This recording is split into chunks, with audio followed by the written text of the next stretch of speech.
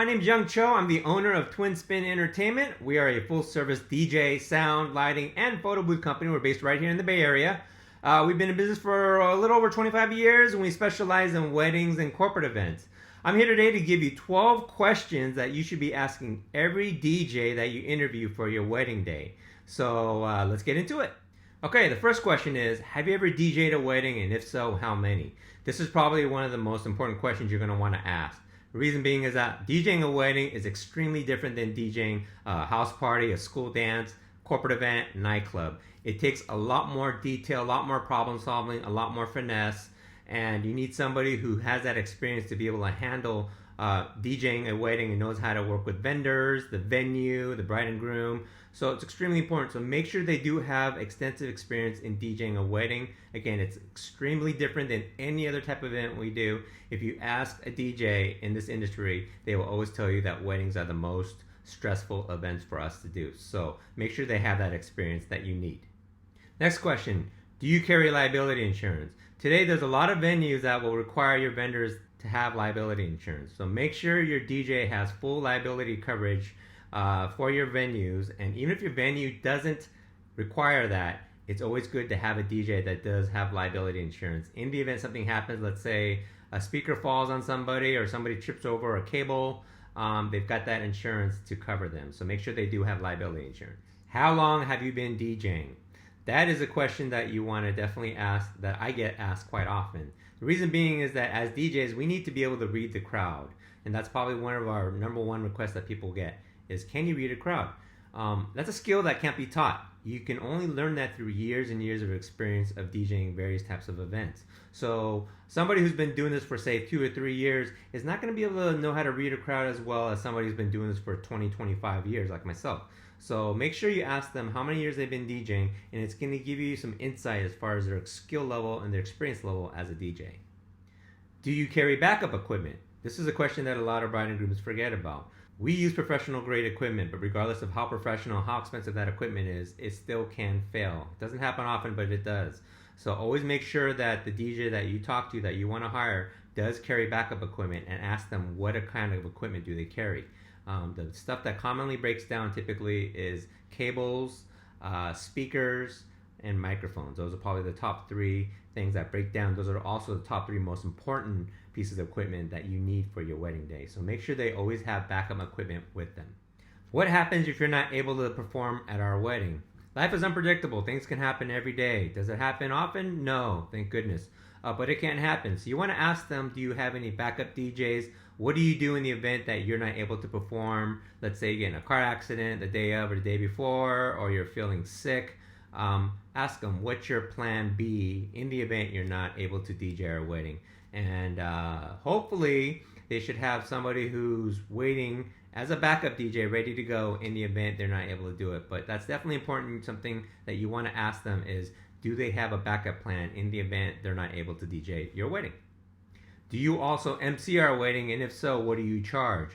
Today, there's a lot of DJs, especially with the newer guys, who will only DJ. They don't like talking on the microphone. They're actually kind of scared of the microphone. It's like kryptonite to them. So a lot of DJs today don't enjoy talking on the microphone, and they won't MC weddings. They only DJ. So make sure that they are able to DJ, and if they can't MC, make sure that they have someone else who can MC for you. If they don't have anybody, you may want to begin to start looking around and see somebody else who can do that. Some DJs will also charge extra for emceeing, so ask them, do you charge extra for the emceeing services as well too? And some do, some don't charge. So keep that in mind. Always ask them, are they able to MC the reception? And if so, do they charge extra for that? Do you have the clean versions of all the popular songs? That's really important because weddings, as you know, is always going to be a wide variety of age groups, ranging from little kids to old grandparents, aunts and uncles, and everything in between.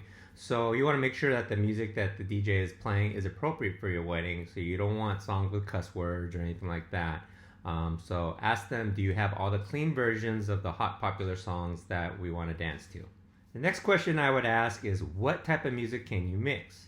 You want to get a DJ who's very diverse in their musical taste and their musical knowledge. You don't want a one-dimensional DJ who only plays hip-hop or only plays house. You want someone who's going to be able to go all across the board with their music genres, music styles, because you're trying to please all different age groups. You've got the young and the old, so you're going to want to play some Motown, some oldies, and then you want to transition over to some of the newer stuff. So make sure you find a DJ that's really well diverse in their music. So always ask them if they're able to mix any and all styles of music. Ask them if they have any demo videos online that they can see either on YouTube or Vimeo, or ask them for demo mixes that they can listen to online, or both.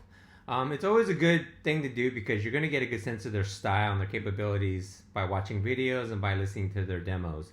When you're watching videos, you're going to want to see how they interact with the audience, how they are emceeing the event.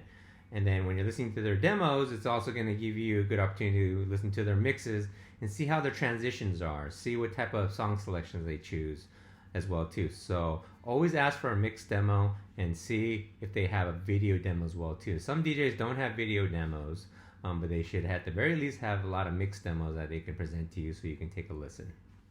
Ask them if their price includes travel, taxes, and any additional fees that you should know about. Sometimes they'll quote your price, but they won't include any kind of taxes. They won't include any additional fees such as travel, parking, setup and teardown time. So when they quote you the price, ask them if this is the final price. And that way you won't have any surprises when you're ready to sign that contract. Ask what additional services they are able to offer for you. So for example, if you're looking for a photo booth and maybe you want some uplights, or you're looking for a custom monogram or some pattern washes on the ceiling or the wall, ask them if they offer that. This is going to make your wedding planning a little bit easier because you're getting a one-stop shop DJ who's going to be able to offer you multiple services. This prevents you from having to work with multiple vendors, which can get very stressful when you're planning a wedding. On top of that, the other benefit is that a lot of DJs will offer you bundle packages. Since you're booking a DJ service with them, they'll also be able to give you a good price on photo booth or extra lighting. So be sure to always ask them what other services do they offer besides DJing and emceeing, and you can kind of take advantage of the convenience of having one vendor providing everything for you, and also probably get a good price out of it too. Okay, this last question is kind of a bonus question, but it's actually a very good question that I get often. And the question is, what makes you different from other DJs, and why should I hire you? I guess that's two questions. But anyway, that's probably a very popular question that I get. So ask them that question. Why should I hire you?